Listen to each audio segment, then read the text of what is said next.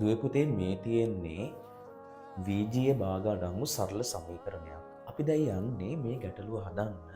එතකොට ඔයා තේරුම් ගන්න ඕනේ වීජීය භාග දෙකක් තියෙනවා නම් ඒ භාග දෙක සුළු කරලා තනි අගයකට ගන්න ඕනේ.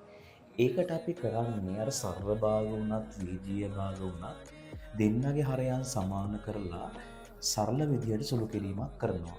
එතකොට ඔයාට පේනවා දෙක බෙදීම 3යින් මෙතන තියෙන 1/8m මෙයත් 3m කරගත්තොත් දෙන්නගේ හරයම් දෙක සමාන වෙනවා. ඒ නිසා මම කරන්නේ මෙයා 3m කරගන්න නම් මෙයා 3න් ගුණ කළ යුතුයි. එහෙනම් හරය විතරක් 3න් ගුණ කළා හරියන්නේ නැහැ. ලවයත් 3න් ගුණ කරන්න ඕනේ. අපි දැන් ඊළඟ පියවර ලියමු. 1 වරක් 3 3යි 3 වතාවකින් 3යි 1. මෙයා මෙහෙම ලියමු 2 යට 3m සමානයි 2 යට 9යි. දැන් මොකද වෙන්නේ? මෙන්න හරයන් දෙක සමානයි. එම හරයම යෙදුවා ලවයන් සුළු කළා. 3න් 2ක් 1යි. ඒක සමානයි 2 යට 9යි.